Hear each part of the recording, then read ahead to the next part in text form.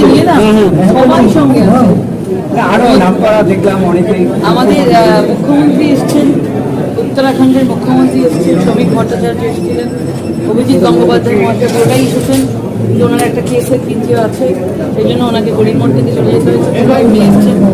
এবং আমরা সকলেই, আমার পরিবার এবং আমাদের পার্টির পরিবার, আমরা মিলেমিশে একাকার। আমরা এটা মোদিজির পরিবার, আর মোদিজির পরিবার আমরা সবাই একসাথে মিলে আমরা নামাঙ্কন করেছি। কিন্তু উত্তরাখণ্ডে কিন্তু সিএ লাগু হয়ে গেছে, ওইখানকার মুখ্যমন্ত্রী তার বিরোধিতা করেন।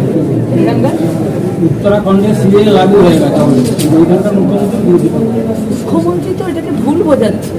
সিএ তো মানুষকে যুক্ত করা, আর মুখ্যমন্ত্রী বোঝাচ্ছে যে সিএ তে মানুষকে যুক্ত করা হবে না, মানুষকে বাইরে থেকে নাগরিকত্ব কেড়ে নেওয়া হবে, মানুষকে ডিটেনশন ক্যাম্পে বন্ধ করে রাখা হবে।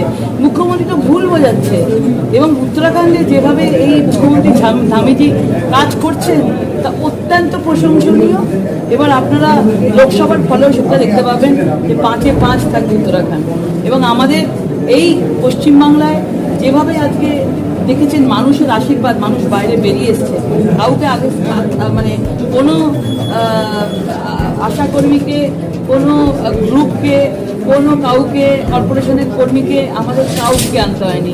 স্বতঃস্ফূর্তভাবে মানুষরা আমাদের মিছিলে যোগ দিয়েছে এবং আজকে বাড়ি বাড়ি থেকে বাইরে এই গরমের মধ্যে নেমে এসেছেন।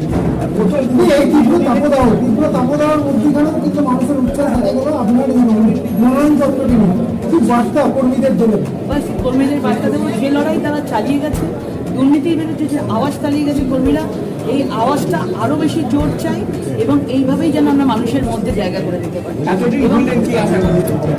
এতদিন ভুললেন, আজকে মনোনয়ন পত্র জমা দিয়ে তারপর কি আশা করছেন?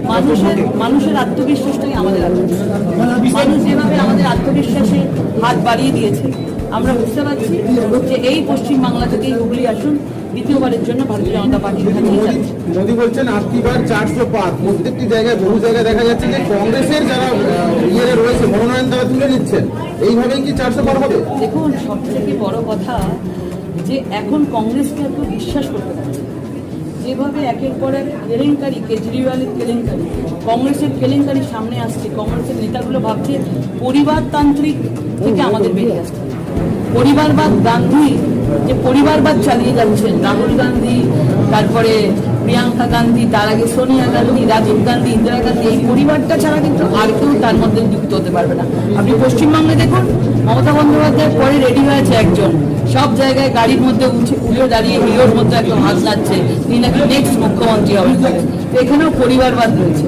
এই পরিবারবাদের জন্যই আজকে কংগ্রেস থেকে বলুন, বিভিন্ন জায়গা থেকে মানুষ আজকে ভারতীয় জনতা পার্টিতে যোগ দিচ্ছে। ভারতীয় জনতা পার্টির পরিবার হচ্ছে আমাদের পরিবার।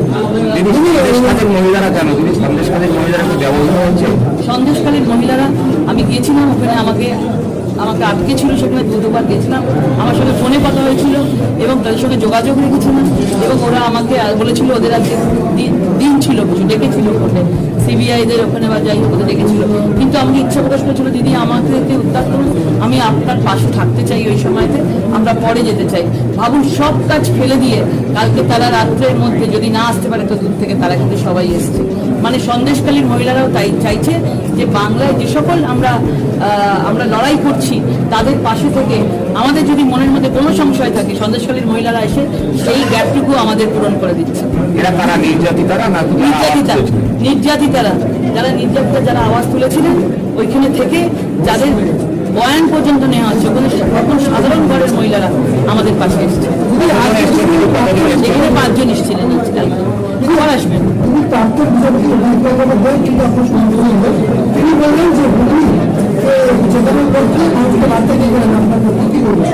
উনি থেকে বিরাট বড় দুর্নীতি হয়েছে। উনি বলে গেছেন দুর্নীতিতে বিশাল একটা জড়িত রয়েছে হুগলির বিভিন্ন ধরনের তৃণমূলের নেতারা, যুবনেতা থেকে বড় বড় মন্ত্রীরা যুক্ত রয়েছে।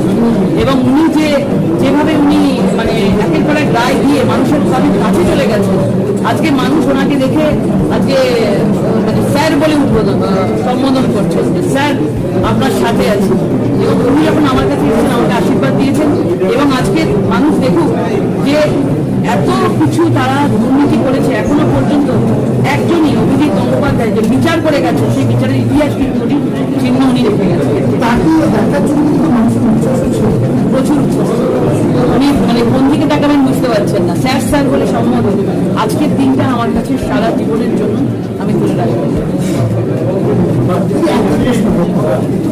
সামনে ২০ এবং ৪ তারিখ দুটো দিন কোন দিনটি আপনার কাছে ভাষা বড় দিন হবে কোন দিনটি ৪ তারিখ?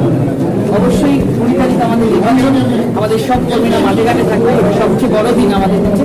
এবং তারপরে তো ফলাফল আছে, রেজাল্ট আছে, মানুষের ওপর ছাড়া আছে, গণতন্ত্রের শেষ আসে আসবে। আজকে তাহলে কোন দিন থেকে আপনার সবটাই আছে আমার কাছে, সব কটা সমান।